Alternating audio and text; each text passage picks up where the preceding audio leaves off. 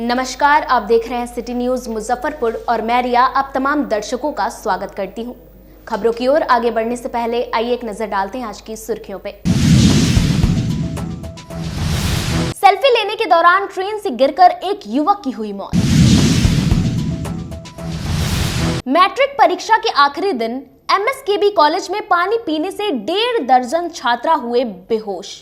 जिला प्रशासन ने जांच टीम गठित की।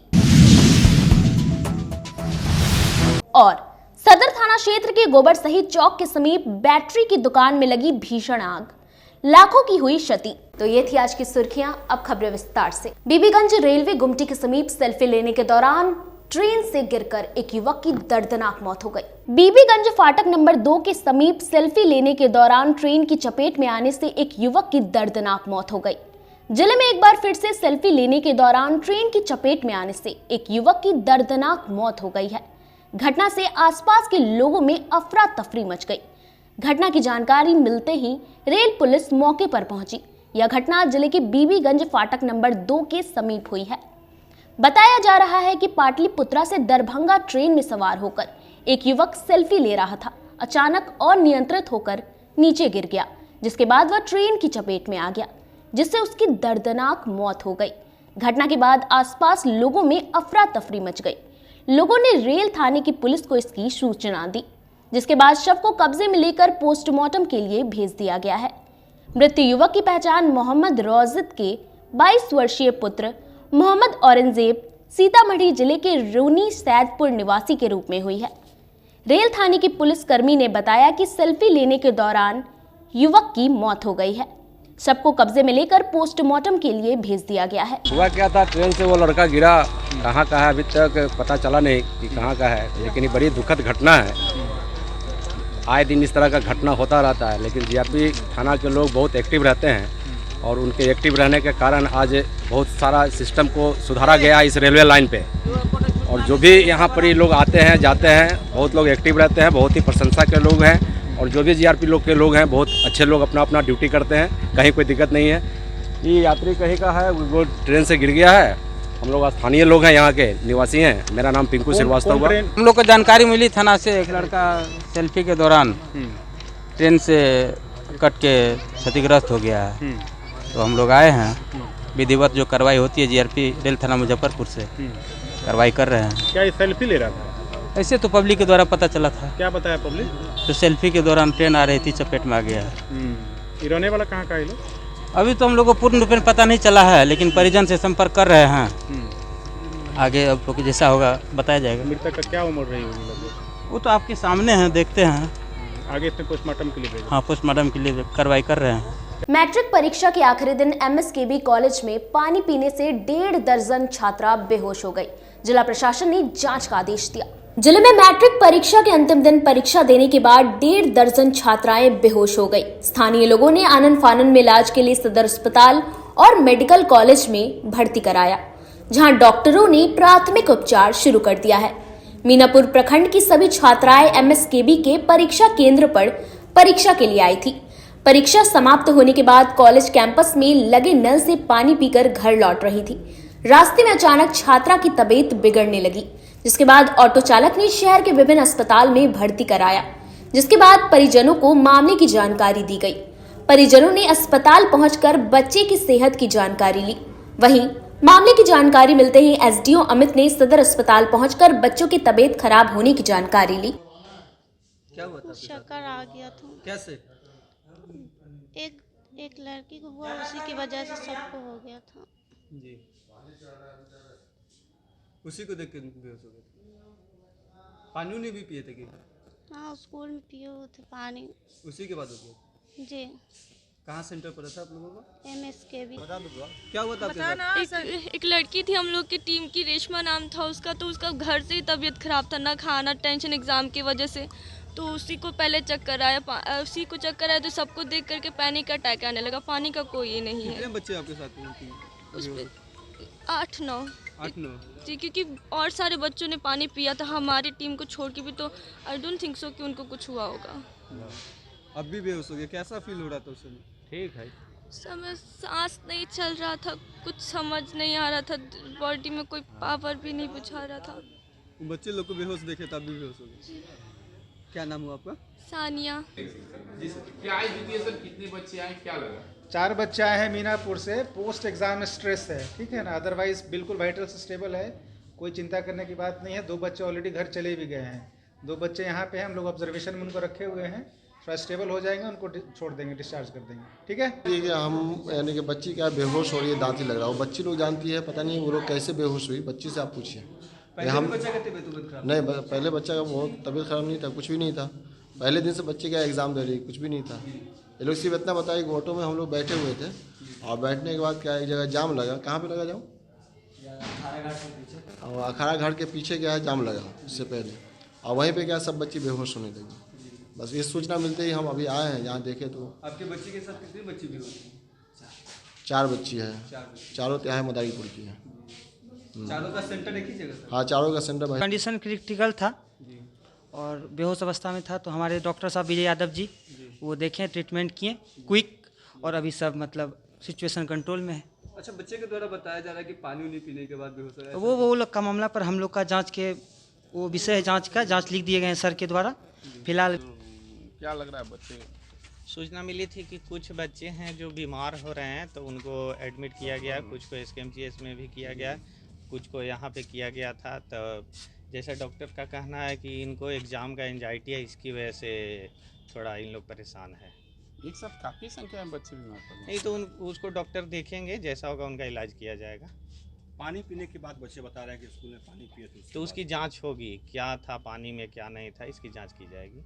फिलहाल स्टेबल है बच्चे? हाँ, फिलहाल स्टेबल। शिक्षा विभाग के प्रधान सचिव के पाठक द्वारा शिक्षकों पर दिए गए विवादित बयान पर मुजफ्फरपुर न्यायालय में परिवाद दायर किया गया। शिक्षा विभाग के अपर मुख्य सचिव के पाठक के खिलाफ मुजफ्फरपुर CGM कोर्ट में बुधवार को एक आपराधिक मुकदमा दायर किया गया है, जिसमें अधिवक्ता विनोद कुमार ने आरोप लगाया है कि वीडियो कॉन्फ्रेंसिंग के दौरान के पाठक ने शिक्षकों के खिलाफ अमर्यादित शब्दों का प्रयोग किया है, जिससे उनकी भावनाओं को ठेस पहुंची है और उनकी प्रतिष्ठा का हनन हुआ है।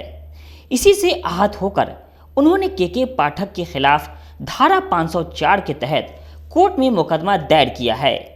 कोर्ट ने मामले की गंभीरता को देखते हुए सुनवाई की अगली तारीख 4 मार्च मुकर्रर की है। अधिवक्ता ने बताया कि जिन धाराओं में उन पर मुकदमा दर्ज किया गया है, अगर वो कोर्ट में साबित हो जाता है तो उन्हें 1 से लेकर 2 वर्ष तक की सजा हो सकती है। माननीय CGM मुजफ्फरपुर की अदालत में शिक्षा विभाग के अपर मुख्य सचिव के पाठक जी के विरुद्ध एक आपराधिक मुकदमा दर्ज कराया गया है विनोद कुमार अधिवक्ता की ओर से, जिसमें आरोप लगाया गया है कि के पाठक ने विभागीय वीडियो कॉन्फ्रेंसिंग के दौरान अमर्यादित शब्दों का इस्तेमाल करते हुए, गाली शब्दों का इस्तेमाल करते हुए शिक्षक एवं शिक्षिकाओं जो पूरे बिहार के हैं उनको निर्देश दिया कि यह 9:15 में स्कूल जाएंगे और वहां झाड़ू पोछा करेंगे तब पढ़ाएंगे। इससे सुबह बिहार के सभी शिक्षकों की प्रतिष्ठा को हनन किया है, अपमानित किया है। ठेस अपर मुख्य सचिव शिक्षा विभाग पटना जी के द्वारा उन्होंने 21/2/24 को कॉन्फ्रेंस के द्वारा, वीडियो कॉन्फ्रेंस के द्वारा उन्होंने बयान दिया है कि बिहार के जितने भी शिक्षक 9:15 में स्कूल खोलेंगे और झाड़ू पोछा लगाएंगे। तो जिस बात जिन्होंने इतने शिक्षकों को अपमानित करने का बात किया है, गाली शब्द का प्रयोग करते हुए इन्होंने कहा है, तो इस बात को लेकर हमें बहुत ठेस पहुंचा है। क्योंकि शिक्षक लोग सम्मानित लोग हैं और सम्मान के लायक है, उन्हें अपमानित किया गया, अपमानित शब्द का प्रयोग किया है।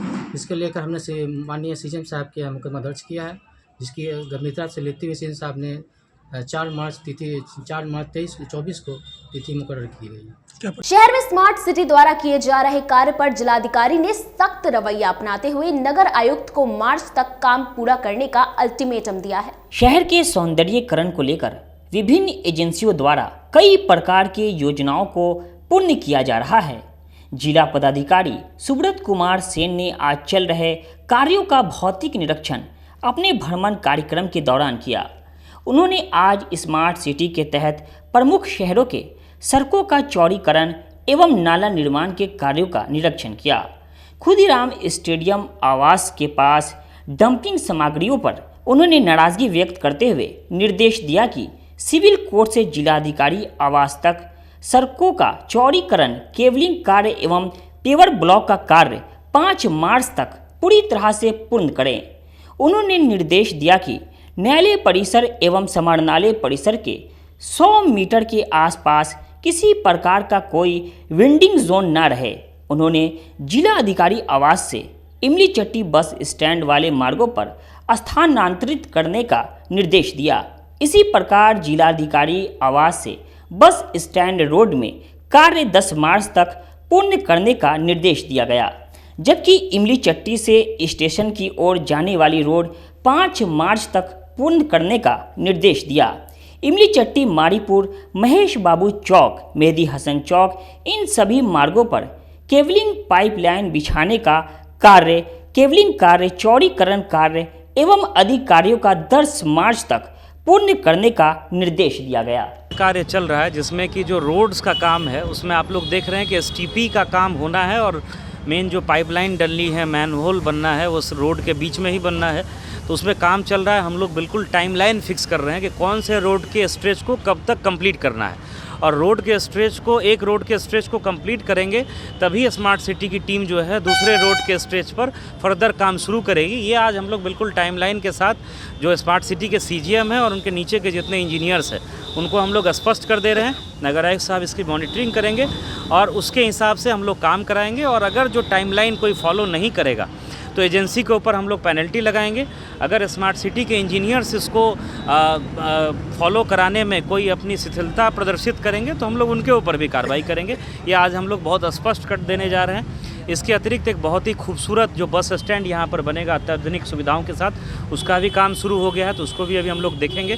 जो बैरिया का बस स्टैंड है जिस वजह G+4 स्ट्रक्चर बनेगा, इलेक्ट्रिक व्हीकल के चार्जिंग की व्यवस्था रहेगी, रेस्टोरेंट वगैरह और जो आने वाले यात्री रहते हैं उनके रहने और रुकने की व्यवस्था रहेगी, तो उसका भी काम शुरू हुआ, उसकी भी मॉनिटरिंग की जाएगी और स्मार्ट सिटी के काम को समय से हम लोग पूरा कराएं, ये हम लोग की प्रायोरिटी रहेगी। डेडलाइन में हमेशा डिले होता है, वो हम लोग आगे देखेंगे। आज हम लोग एक एक चीज़ को देख रहे हैं, नगर आयुक्त साहब भी हैं और हम लोगों का बिल्कुल ये प्रयास रहेगा, मेरा और नगर आयुक्त का, कि टाइम से हम लोग सारे प्रोजेक्ट्स को कंप्लीट कराएं। प्रशांत किशोर की आवाज को आम लोगों तक पहुंचाने के लिए वार्ड पार्षद संजय केजरीवाल ने पदयात्रा की शुरुआत की। प्रशांत किशोर की आवाज को जन जन तक पहुंचाने के उद्देश्य से जनसुराज महानगर के अध्यक्ष संजय कुमार केजरीवाल के नेतृत्व में सामूहिक प्रयास पदयात्रा निकाली गई। यात्रा में सरायगंज टावर चौक स्थित महात्मा गांधी जी की प्रतिमा पर पुष्प अर्पित कर टावर चौक, महाराजा अग्रसेन मार्ग, सूतापट्टी का भ्रमण कर प्रशांत किशोर जी के संदेश को एक एक दुकान एवं घरों तक पहुंचाने का काम किया गया। जवाहरलाल रोड आर्य समाज मंदिर के बगल में संजय कुमार केजरीवाल के आवास पर पहुंचकर इस सामूहिक प्रयास पदयात्रा को सफल बनाया गया। मैं राजकुमार झा जी चचा का, हमारे अभिभावक, मैं आप मीडिया बंधुओं का, सभी लोगों का तहे दिल से शुक्रिया अदा करता हूं कि आज जो मुजफ्फरपुर बाबा गरीबनाथ दाता कमल शाह की धरती से जो ये आगाज हुआ है, यह पटना जाके ही रुकेगा और जनता का सुंदर राज स्थापित होगा। चाहे जब चुनाव कराना हो करा ले, चाहे जब चुनाव कराना हो करा ले, जनता तैयार बैठी है। बिहार की सत्ता पे जनता का सुंदर राज काबिज। अगले विधानसभा चुनाव का आगाज तो नहीं कर रहे हैं आप लोग? हमारे प्रणेता ने कह दिया है 243, 242 नहीं, 243, इसलिए जनता के साथ हमारा गठबंधन है। हम किसी संजय केजरीवाल जी के नेतृत्व में मुजफ्फरपुर महानगर में हम लोग ने जन जागरण अभियान चलाया है। प्रशांत किशोर जी के अगुवाई में, उनके नेतृत्व में, उनके निर्देशानुसार हम लोग कार्यक्रम को दिशा देने का काम किया है। और आप सभी मीडिया के साथियों से आग्रह है कि हम लोगों को एक बिहार को ऊंचाई पर ले जाने के लिए मदद करें। आज आज़ादी के 75 वर्ष बीत जाने के बाद भी बिहार बदहाल है, फटेहाल है, इससे इनकार नहीं किया जा सकता है। तो आज हम बिहारियों का एक जज्बा है, संजय केजरीवाल जी का एक जज्बा है कि सारे लोगों को नेतृत्व करके क्या गांव क्या शहर। सीएमए की परीक्षा में जिले की बेटी स्वाति ने क्वालिफाई कर जिले का नाम रोशन किया है। ICWAI ने सीएमए 2024 का रिजल्ट जारी किया है, जिसमें जिले की स्वाति ने सेल्फ स्टडी कर घर पे रहकर तैयारी कर क्वालिफाई किया है। स्वाति की पढ़ाई अपनी दादी के साथ गांव में रहकर सरकारी स्कूल में हुई और रिटायरमेंट के बाद दादी निर्मला देवी ने अपने साथ ही स्वाति को रखा। एक कमरे में दादी और पोती रहती थी और स्वाति उसी कमरे में अपनी पढ़ाई करती थी। स्वाति के माता पिता मैट्रिक और इंटर पास हैं, लेकिन बेटी को उच्च शिक्षा दिलाने का शुरू से सपना था। स्वाति के पिता शशि भूषण शर्मा ने बताया कि जब दूसरे लोग फोन करते थे तो बेटी की शादी की बात करते थे, लेकिन हमारा सपना है कि बेटी अपनी पैरों पर खड़ी हो जाए, फिर शादी करूंगा। जितना पढ़ना चाहती है उतना पढ़ाऊंगा। कई लोग तो कहते हैं कि पैसा नहीं है इसलिए घर से ही तैयारी करती है, पैसा रहता तो बाहर जाती। आज बेटी की सफलता ने उन लोगों के सवाल का जवाब दे दिया। आज बेटी की इस उपलब्धि से काफी खुश हूं। मैंने बेटा बेटी में कोई फर्क नहीं समझा। सुबह में जैसे ही रिजल्ट निकला, सबसे पहले देखते ही स्वाति अपने पापा शशि भूषण शर्मा के गले से लिपटकर रोने लगी, जिसे देख बूढ़ी दादी निर्मला देवी की बेचैनी बढ़ गई कि कहीं रिजल्ट गड़बड़ा तो नहीं गया। फिर स्वाति ने बताया कि दादी मैं पास कर गई, जिसके बाद दादी भगवान की आरती कर पूजा करने लगी। वहीं अपनी पोती स्वाति को दुलार किया। मूल रूप से स्वाति छपरा जिले के शीतलपुर शर्मा टोला की रहने वाली है और शुरू से पढ़ाई वहीं से करती आ रही है जहां उनकी दादी टीचर थी, अरविंद नगर मध्य विद्यालय दरियापुर। स्वाति की दादी निर्मला देवी ने बताया कि शुरू से मेरे साथ रहती है, आज खुशी का ठिकाना नहीं है। घर में रहकर तैयारी कर स्वाति ने उन लोगों के लिए मिसाल कायम की है जो सोचते हैं कि घर से तैयारी नहीं हो सकती। जी, पूरा पढ़ाई तो मैंने यहीं से किया था, मुजफ्फरपुर में ही रह के मेरी बेसिक एजुकेशन सब यहीं से हुई, फाउंडेशन से लेके फाइनल तक की सारी पढ़ाई मैंने यहीं से की है, मुजफ्फरपुर से रह के ही की थी। कुछ सब कोई बोलते थे, रिश्तेदार भी बहुत बोलते थे कि यहीं पे रह के, मतलब लोगों का ये मिथ रहता था कि ये सब पढ़ाई के लिए आपको मेट्रो सिटी जाना ही पड़ेगा, माइग्रेट होना पड़ेगा, बट ऐसा नहीं है। मैंने अपनी सारी पढ़ाई यहीं से की है, मुजफ्फरपुर सिटी से ही मैंने अपनी पूरी पढ़ाई की। कहाँ शुरुआती पढ़ाई हुई है? शुरुआती पढ़ाई तो मेरी गांव में हुई है, फिर उसके बाद मैंने नवोदय विद्यालय से अपनी 12th किया एंड देन उसके बाद फिर मैं मुजफ्फरपुर से ही MDDM कॉलेज से ग्रेजुएशन और साथ ही साथ ये CMA कोर्स मैंने किया। और फिर आगे क्या करना है? आगे अभी तो कैंपस प्लेसमेंट में जाने की सोच रही हूँ, बट उसके बाद फिर अपना ऑफिस और प्रैक्टिस। बहुत खुशी हो रही है। मेरे साथ गांव में रहती थी घर पर, सरकारी स्कूल में पढ़ती थी, अब मेरे ही स्कूल से वो पढ़ी और यहाँ अपना आके कामयाबी दिखाई। 7 से 8 घंटा पढ़ती थी। पूरा खुश हैं आप? हाँ, बहुत खुश है। किसान आंदोलन के समर्थन में खेतीहर मजदूर संघ के सदस्यों ने कल्याणी चौक पर प्रधानमंत्री नरेंद्र मोदी का पुतला दहन किया। किसान आंदोलन के समर्थन में गुरुवार को AIKKMS ने शहर में विरोध मार्च निकालकर प्रदर्शन किया। इस दौरान उन्होंने प्रधानमंत्री नरेंद्र मोदी का पुतला भी दहन किया। मौके पर संयुक्त किसान मोर्चा के सचिव चंदेश्वर प्रसाद चौधरी ने कहा कि किसान जब अपनी 22 मांगों को लेकर दिल्ली के जंतर मंतर पर प्रदर्शन करने जा रहे थे, तब केंद्र की पुलिस के द्वारा किसानों पर पुलिसिया दमन करते हुए उन पर लाठी चार्ज और आंसू गैस छोड़े गए, जिसकी हम लोग कड़े शब्दों में निंदा करते हैं। केंद्र सरकार किसानों से वार्ता के नाम पर उन्हें उलझाकर उनका दमन कर रही है। इसी के विरोध में आज हम लोगों ने प्रधानमंत्री नरेंद्र मोदी का पुतला दहन किया है। आज जो पूरे देश के अंदर जो संयुक्त किसान मोर्चे की ओर से दिल्ली कूच करने का जो अभियान चल रहा है और ये प्रधानमंत्री मोदी और उनकी सरकार के गुरुओं के द्वारा पुलिसिया दमन करके हमारे किसानों को एक साथ में जो मारपीट करके अश्रु गैस और गोलियां चला करके उनकी हत्या की जा रही है। इसके बावजूद जब हमारे किसान संगठन के किसान लोग जब दूसरे रास्ते से प्रवेश करके लोकतांत्रिक शांति बनाते हुए दिल्ली में जंतर मंतर पर जा करके अपनी बात अपनी मांग को रखना चाह रहे हैं, उसके बाद भी वो पूरे दिल्ली के दूसरे इलाकों को भी सील कर रहा है और बात में उलझाकर 3 दिन तक बात हो रही है सरकार के प्रतिनिधियों से, लेकिन एक भी जो मेरा जायज किसान का मांग है वो मानने के लिए तैयार नहीं है। वो किसी तरह से टाल करके उस किसान आंदोलन आंदोलन को दमन करना चाहते हैं, उसी के समर्थन में हम लोग आज मोदी के खिलाफ, आज प्रधानमंत्री मोदी का हम लोगों ने मुजफ्फरपुर जिला किसान संयुक्त मोर्चे के तत्वाधान में हम लोग यह पुतला दहन करने के लिए यहाँ इकट्ठे हुए हैं। क्या पर्चा हुआ? मेरा नाम चंदेश्वर। सकरा थाना क्षेत्र के शर्मा चौक के समीप पुलिस ने छापेमारी कर नकली वॉशिंग पाउडर और नकली तेल बनाने वाली फैक्ट्री का उद्भेदन किया है। मुजफ्फरपुर के सकरा थाना क्षेत्र के शर्मा चौक के पास एक प्रतिष्ठित ब्रांड के नाम से नकली वॉशिंग पाउडर और नकली तेल बनाने वाली फैक्ट्री का पुलिस ने खुलासा किया है। पुलिस ने गोदाम से भारी मात्रा में नकली उत्पाद बनाने में प्रयुक्त होने वाले मशीन, उपकरण और कच्चे निर्माण सामग्री को जब्त किया है, जिसकी कीमत लाखों में बताई जा रही है। सकरा थाना के शर्मा चौक के पास पुलिस ने गोदाम में छापेमारी कर नकली तेल और एक प्रतिष्ठित ब्रांड के नाम पर हो रहे नकली सर्फ निर्माण के फैक्ट्री का उद्भेदन किया है।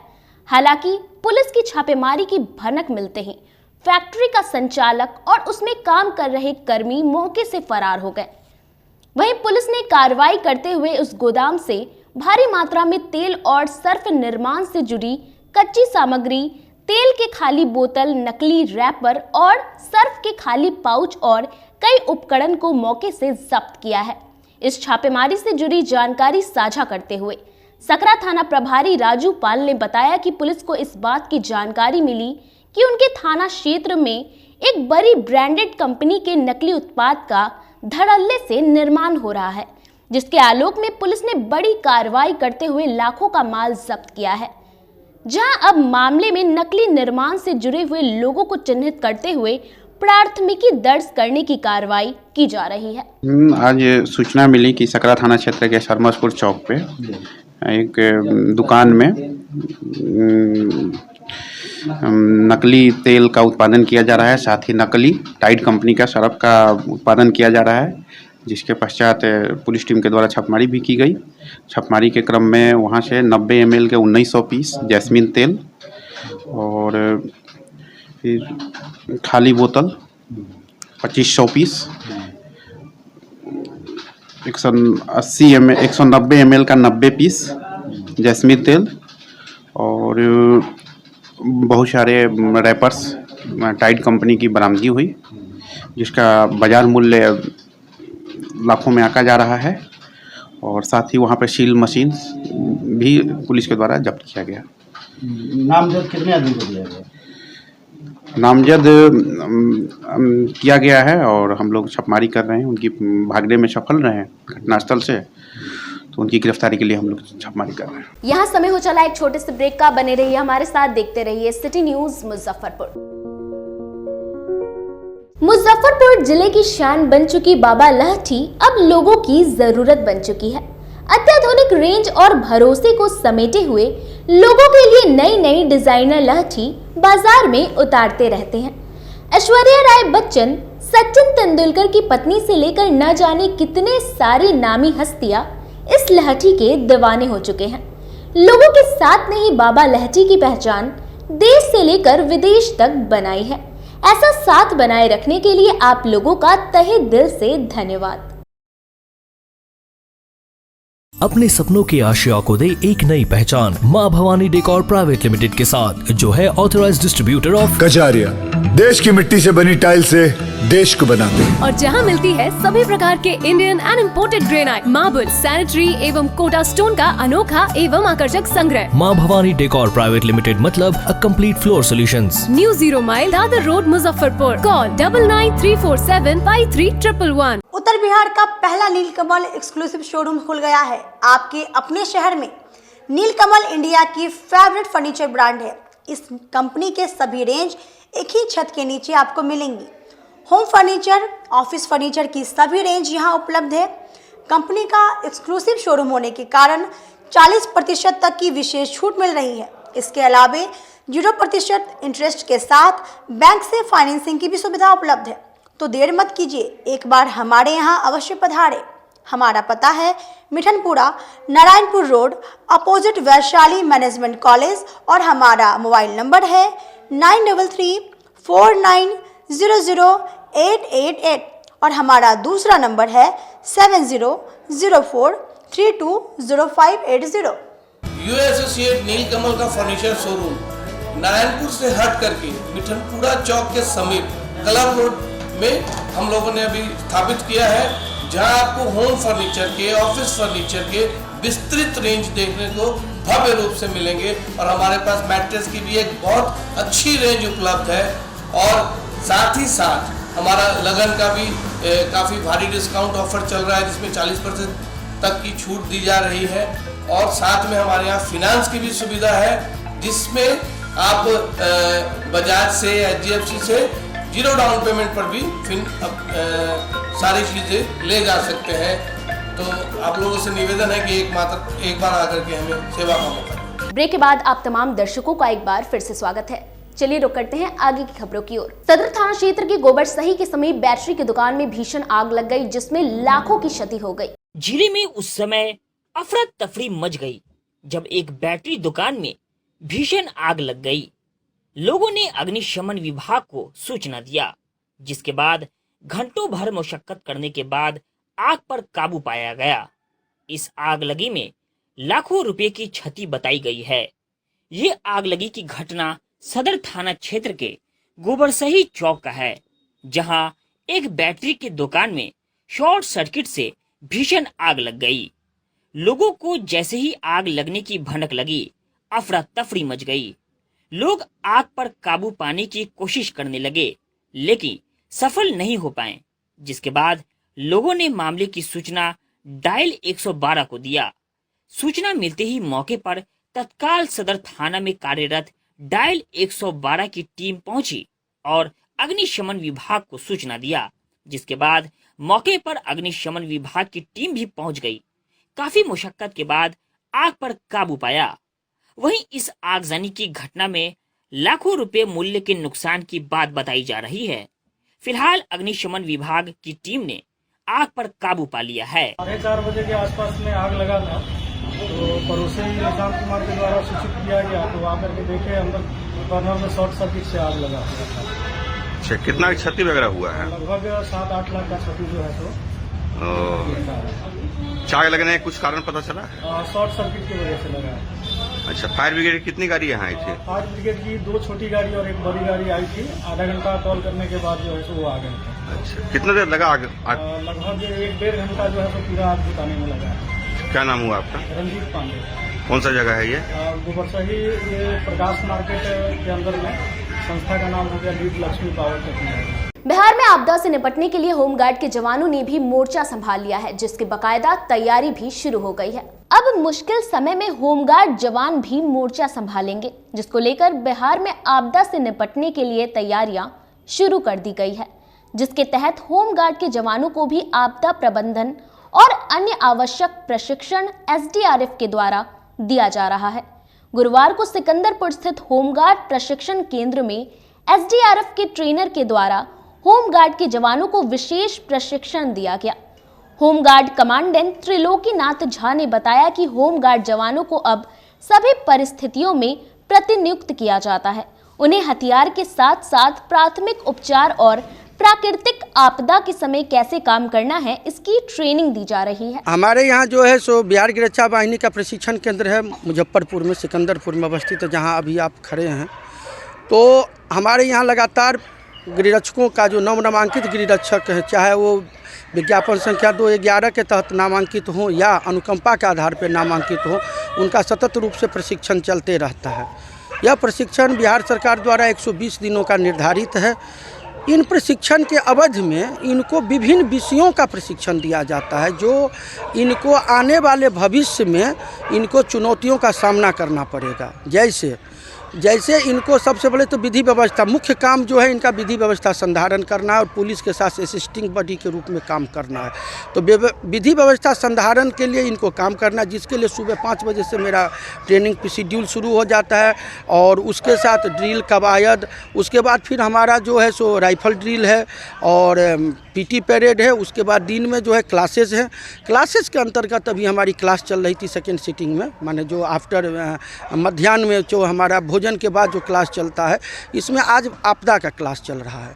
आपदा का क्लास हमारे पास जो रिसोर्सेस हैं, जो हमारे ट्रेनर्स हैं, उस ट्रेनर्स के अंतर्गत भारतीय सेना से रिटायर हमारे जो इंस्पेक्टर रैंक के अधिकारी हैं, उनके द्वारा प्रशिक्षण दिया जाता है। बिहार सरकार इनको अनुबंध पे रिटायरमेंट के बाद रखे हुए हैं प्रशिक्षण के लिए, जिससे कि उच्च गुणवत्ता का प्रशिक्षण इन गिरिरक्षकों को मिले। साथ ही हमारे अपने स्पेशल बटालियन के प्रशिक्षक हैं, हमारे कुछ 2-3 गिरिरक्षक जो बहुत प्रशिक्षित हैं, बिहार गिरिरक्षा वाहिनी से है। और इसके अलावा जो कुछ स्पेशल प्रशिक्षण है, जैसे कि आपदा के अंतर्गत कुछ स्पेशल प्रशिक्षण, या फिर आपको फायर का प्रशिक्षण हो गया, या जो नए नए वेपन्स हैं जैसे SLR हो गए, इंसास हो गए, AK-47 हो गए, रिवॉल्वर या पिस्टल हो गए, तो कुछ हमारे पास 303 वेपन्स है और रिवॉल्वर है।